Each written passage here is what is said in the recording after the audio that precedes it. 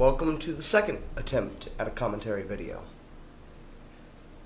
This time, instead of talking about something as simple as Call of Duty or anything like that, I'd like to go and talk about something a little more dear to my own and a few of my friends' own minds and hearts. And that would be the sequel to Borderlands 2. Borderlands 3, of course. How I feel about it, and the way I feel as a player about the game in general. I'd like to quickly note that no, I haven't done absolutely everything in the game, but I did beat the game by the Sunday it came out, by the Sunday after it came out, so I mean, this video is a little later than I expected it to be. I was hoping I could make this video about a week or two ago, but hey, it's coming out now. So, I'd like to start off by simply pointing out the obvious. What happened to some of the characters? I think one of the biggest ones was, at the end of Borderlands pre-sequel, you finish interrogating Athena, Lilith does. And the alien thing from the beginning of the game shows up. And basically you then need to build an army of Vault Hunters. That makes no sense to the story because in Borderlands 2 there's the DLC that releases where it's already after the timeline where Scooter dies. If Lilith was interrogating somebody, then why are you capable of playing through at that point? That was never explained. I'm hoping some DLC will cover that. I mean, there's a pretty big plot hole right there that was completely destroyed. Now, I probably should have said this towards the beginning of the video, but if you haven't already realized this, there are going to be some very big spoilers in this video. So if you're cool with that and you don't really care, or you've already played the game, something like that, then go ahead, sit back, listen to what I think of the game. If you have not and you do not want to know yet, then do yourself a favor, back out, watch this some other time. But without further ado, I would like to get into what I was actually hoping to talk about. I want to start out by bringing up how I feel about the gunplay. I'd like to simply state that I believe that the gunplay is much better. There's a lot more to it, even though it still feels like the same game. You feel like you're still playing a Borderlands game, but at the same time, you do realize that there's more to it. You feel like you're doing more. I mean, now Vladoff weapons always have an underbarrel attachment, and it makes it feel so good when you have run out of ammo and you just need to quick switch and you're shooting at people again. It's magnificent. It makes you feel good. I'd also like to move on now to talking about characters. The way I feel about many characters and their abilities is, and I mean player characters, I don't know what it is, but I don't really like them all. Unlike Borderlands 2, where each character had something cool about them that I always enjoyed, and then some things that were kind of annoying, but, you know, I could get past. In this game, it just feels like the only characters I had fun with were Mose, the gunner, of course, and then Flak, the Beastmaster. They were the only two characters I liked to any extent. The other two were cool concepts, and of course you gotta keep the rhythm of keeping a siren in all three of the games, right, the main games. But at the same time, her abilities are so boring.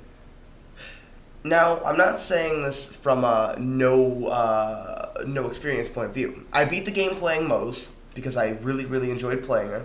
I think she's very boring depending on how you play her, but if you get the right stuff, I went down the explosive skill tree because of course I love explosions.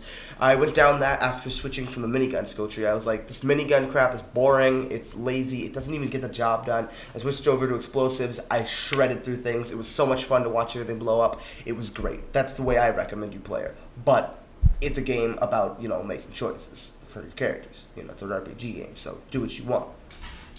But then we switch over and you've got someone like Flack, who's got some really cool abilities. He's a very unique character throughout the 3 games. He's the only character to have a permanent companion who will actually follow you around and will need to be revived and stuff like that, even if they go down, but is actually permanent and not just, disappears or appears throughout the game. But then there's someone like the Operative who, while his abilities in concept are pretty cool, I found them very boring when actually using them, to be fair. I think after playing them a little bit more, I was a little more lenient. I thought they were okay, but still in the end, I still believe now that they are very boring compared to anything else. They don't really feel like they are living up to what they should, and I feel like button responses do play into that a little bit. I never get to manage to teleport from where I'm standing to the hologram in a good way. It always seems to be so difficult to get it to work. But on that note, move over to the Siren now. I played the Siren a little bit. I've got at least like 4 hours with each character. The Siren, I got through a good portion of the game with, about as far as I got with the Beastmaster. I think the Siren is okay. I think her abilities are okay. I kind of find it to be the same as the Operative. They're okay, but they're not really fun. See, the thing with the Beastmaster is his ability's fun because it makes it different. You feel powerful, but not because you're the only thing out there killing things. You don't feel like all the power is coming because you're the bigger guy with the bigger guns, the bigger explosions, and the better grenades. You feel like you are powerful because you have an ally at your side capable of shredding through things. Now, personally, I went down the Skags to go shoot the Gamma Burst, and I had a blast with that. Ironic considering it's an explosion, but we won't talk about that. What I mean is that no matter what you did, even when you weren't capable of using your active ability, you had something there to help you feel powerful. That was cool, because it did something, It had a chance to assist you even when you wouldn't think you would need that assistance. But trust me, you did. Then there's Mose, the gunner, which I found her ability to be anticlimactic even when I started using explosives. But it was anticlimactic in a good way. See, I found it to be anticlimactic because it's about what I expected. You get a little bit taller, and you get some really powerful weapons. You've got basically a huge body shield around you. It was anticlimactic because I kind of assumed that's about what it would be. You can't have this awesome, super intuitive gameplay when you get it. It's a console game. Well, it's not a console game, but you get the point. But it was still fun to use. I changed it up, and I had more fun playing one way, and I feel like that's how it should be. I feel like an RPG game should be able to do that. I feel like it should be able to have it so if you play a certain character and you don't like the way they play, and you switch it, and you start having fun, I feel like that means they did something right. So I feel like if they did something more like Mose or Beastmaster, Flack, I'll refer to them by their names, hopefully, if I remember them. But if they did something more like that with the other characters, that would be great. And I'd like to talk about the actual story itself real quick before I get into one last thing. Here's how I found the story within the first 2-3 hours I was playing. I thought it was paced terribly. See, in the trailers, you see Lilith without her tattoos. And so you assume that she somehow loses her powers, which she does in-game. I didn't expect it to be so soon. I woke up early one morning, trying to, I was getting ready, to wake up, go to school, etc., And I ended up waking up about 4 o'clock, a little too early. So I was like, screw it, I can't go back to bed. So I hopped on Borderlands. It was the day it released. That this happened. It might have been subconscious telling me, you gotta play this. I don't know. But within those 3 hours or so, 3 to 4 hours, I managed to get to the point where Lilith lost her powers. I managed to get off of Pandora. And I even managed to complete a good amount of side missions. Not a lot, but at least a good amount. Enough to get me about 3 or 4 extra levels above where I needed to be at that point in the game. Which, in my opinion, is pretty damn powerful.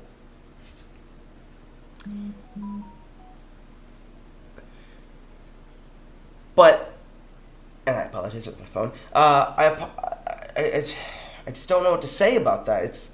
I thought it would be this really climactic point in the game that was further along that would make everything seem so detrimentally ill. Like, you'd have to focus on a single goal and to tackle a single major enemy, to go after a single person, to try and get these powers back immediately, or to focus fire, or maybe you would put more ease into it. I was hoping maybe it would be something where it's towards the end of the game. Lilith is your only remaining ally, or everyone else is just out of the game, or everyone else is watching because Lilith was the only one capable of getting there, or something like that. And then Tyreen was like, I'm sucking your powers out. She takes the powers, and then Lilith is like, no, I can't do this, or something like that. I don't know. I was hoping it would be something more climactic. No, you straight up return, the game glitches, opens the garage door, blows it up, and closes it again, just to have it open and then blow up and close again. At least that's what happened for me. And then you watch a cutscene. And then throughout the game, everything is paced terribly. Everything. I'm being a little more dramatic than it actually is. It's not so bad. But it does feel off. You see different points throughout the game that they feel out of place because of their placement. I think the entire situation on pretty much any of the planets, to be honest, it's just kind of tedious. It's the same thing. You get there, you do maybe 2-3 main missions, and you get all the vault key pieces, and then you open up the vault. Then you fight the monster, and then rinse and repeat on a new planet. This is done for, 4 or 5 planets? It got really tedious, really annoying, and it kind of made me feel like I was playing Mafia 3 all over again. New place, same thing. It kind of made me sad, too. Because Borderlands was one of my favorite games forever. Borderlands 2, that is. Borderlands 1 is probably up there, too, but definitely underneath. But Borderlands 3 doesn't... it feels like a Borderlands game, but it also doesn't at the same time. It feels like you're just playing another one of those games. Now, I don't know whether to chalk this up to the fact that they've been away from making a good Borderlands game for so long, or whether it's because... my bad. Or whether it's because of the fact that they didn't get to pull another Borderlands 2 trick, where they were taking money from another company, and instead of working on the project they were supposed to, they put it into their own game. Either way, doesn't matter.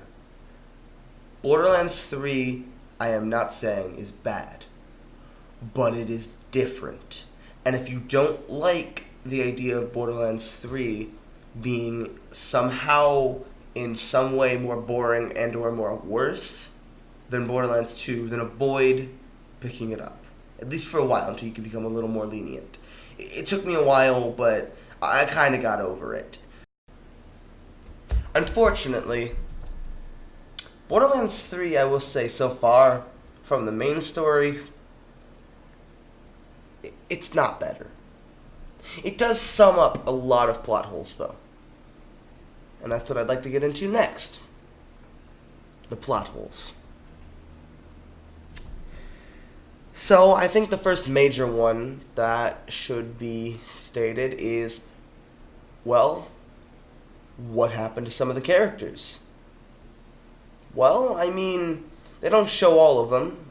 They don't bring back Axton, Krieg, the Necromancer, Pretty much the only one they bring back that I actually remember. Yeah, the only one they bring back would actually be Maya. Yeah. Maya, Brick, Mordecai, Tina, and a lot of the more main characters, like Lilith, Claptrap, Patricia, and I think it makes me sad because they don't even bring back someone like Dr. Zed. Marcus, of course, shows up as well, but he's very minor. You don't really run into him much. Same as a lot of them, actually. Patricia and Lilith are basically the main focus throughout the game. Claptrap, though, of course, is, a super general, apparently, for some reason, because that makes sense. But we don't question that. Then there's also the point that they also cover, which would be, why was Colonel Zarpedon lasering Elpis throughout the pre-sequel? You figure that out, but they don't directly say it. It's a very easy hint to pick up on if you're paying attention, but it's not something they did give away.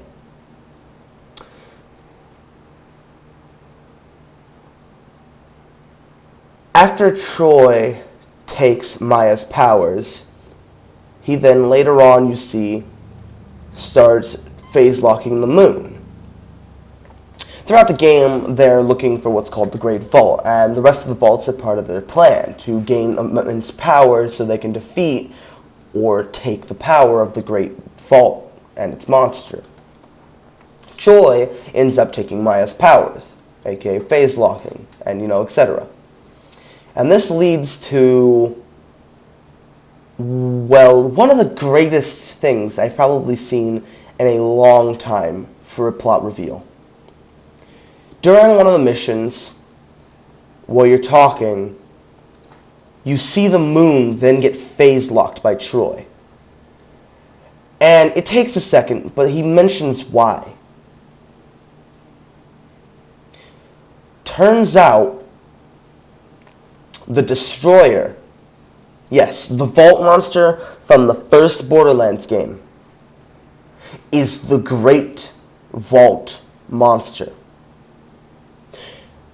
And it turns out that Elpis is the key to the Great Vault. And turns out that the Great Vault happens to be Pandora itself. That's right, people, you heard it here. Pandora is no planet. It's a giant vault.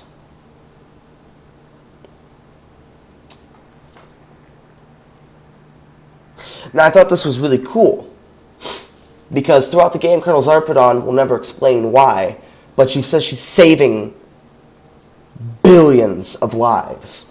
And you never really know what she means until that moment. She's killing a couple million people on Elpis to save a couple billion in the galaxy.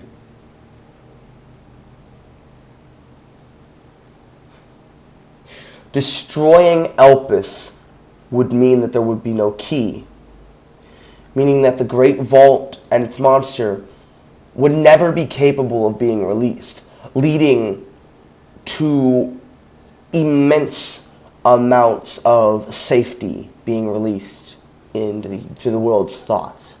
No one would know, but something would be safer, and I think that's a really cool way to describe something. It also pissed me off really badly, though, because it doesn't ever explain why she never says anything about this. And it also happens to miss one great point.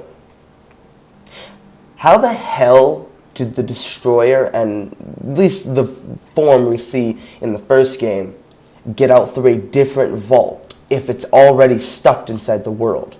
Was that a certain portion of it, and the Great Vault has multiple entrances and exits?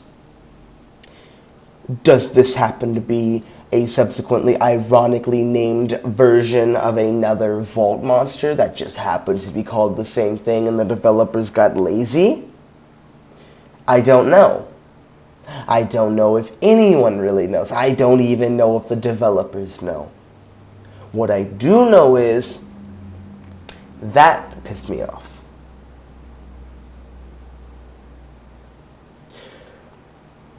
I don't really have much more to say about Borderlands 3. It's fun. I think it's very good. And I think it does sum up some of the game. But if the DLC doesn't do some different things to improve or answer some even more questions, because there's a lot more even given throughout the game that I don't really want to get into, but more are made. Some are given only because they are made via answering the other issues. But if these aren't answered within some DLC, then Borderlands 3 may be one of the biggest plot holes in the entire series. If there even is going to be a fourth game, I don't know if that would even work. I'd like to leave off on the note that brings me to Borderlands 3 was an emotional roller coaster. Both in-game and out of game, it brought me to different points in my life. See, 7 years ago, Borderlands 2 released. And I loved that game to death. I played the crap out of it. I beat the game with every single character. I did everything else, etc.